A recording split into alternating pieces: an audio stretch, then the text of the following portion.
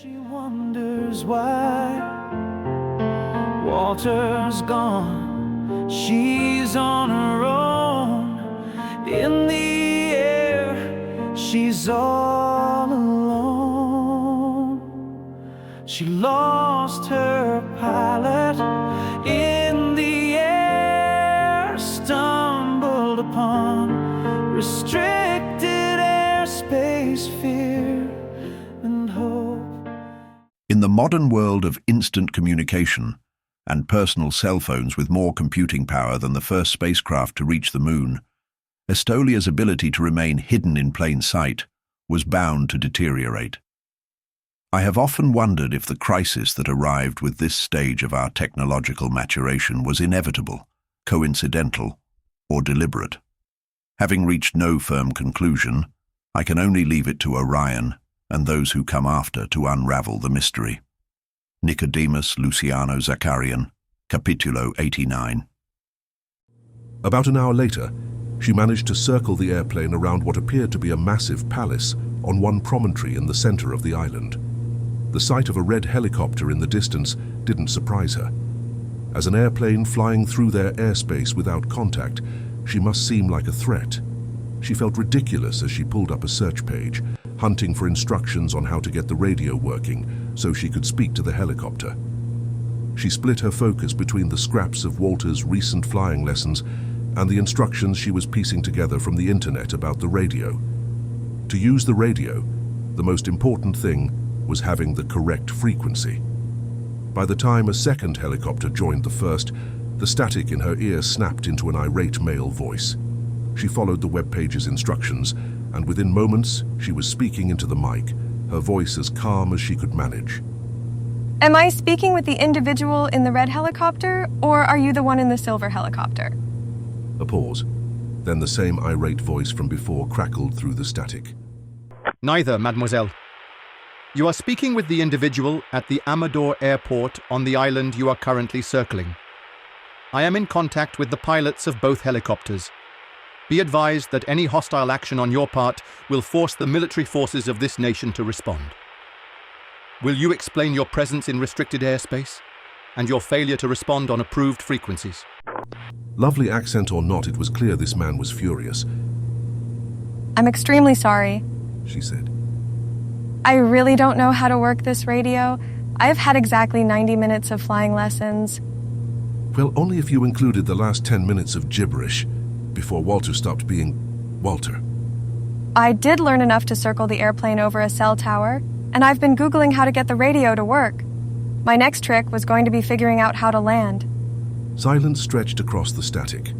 When the voice returned, it had shed its anger, replaced by something more deliberate and incredulous.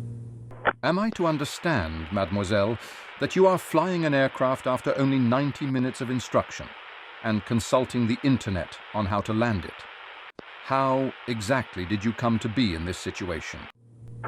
Kat's eyes drifted briefly to Walter before sliding away again. She remembered Dr. Ormond, her crisp British voice and no-nonsense air, telling her with wry certainty that she was the type of person whose brain would take a time out only after a crisis was resolved.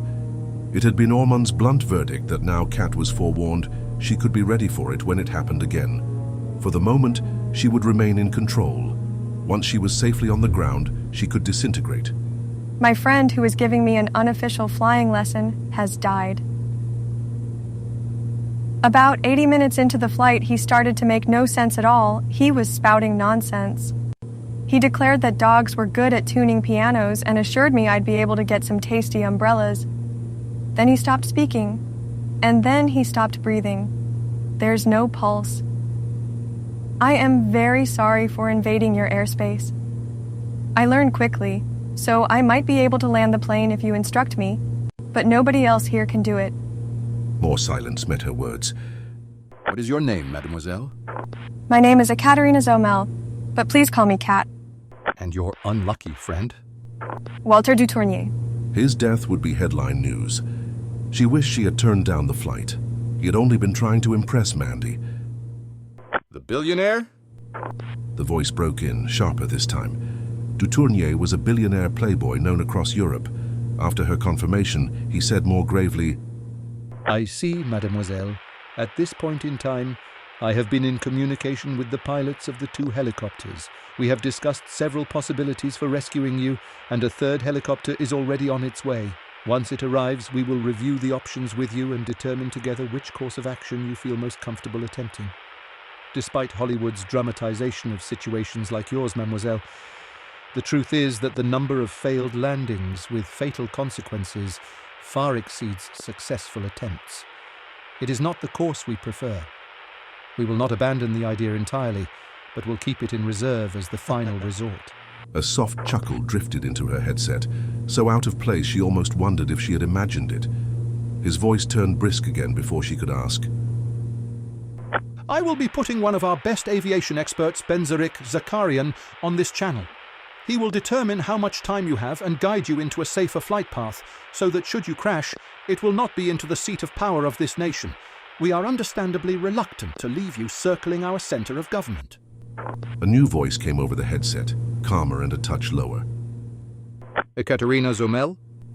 Please call me Kat. She said. There was the faintest pause, then... Then you must call me Ben. After that, his tone grew brisk, already nudging her toward course corrections, as if the two of them had been speaking for much longer. Following Ben's detailed instructions, within 10 minutes she had the airplane flying at a higher altitude, with the autopilot set in a holding pattern just off the southern coast of Estolia. Once all of those tasks were finished, she listened to Ben's ideas with a mixture of horror and fascination. One possibility was for her to use one of the parachutes stored in the cabin, leftovers from the airplane's cinematic past. The trouble was, she had no training in using them, and she could not even be sure whether they were real equipment or only props. Another idea was to bring a helicopter close enough for her to climb onto a rope ladder. The airplane had started its life as a parachuting craft, complete with a wide sliding side door, and Walter had added extra clamp points and stocked proper safety gear when he bought it. That made the transfer technically possible, but just the thought of dangling at this height made Kat's stomach begin to roil. The third option, and the one they were considering trying first, since there was, they pointed out, enough fuel to last 3 or more hours, was to try to have a licensed pilot climb aboard her airplane so that he could land the airplane on the island.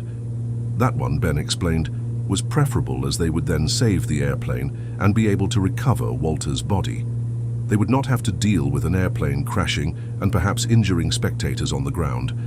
Kat tried to imagine another human clambering onto the plane in mid-air. The idea made her pulse spike. It sounded terrifying.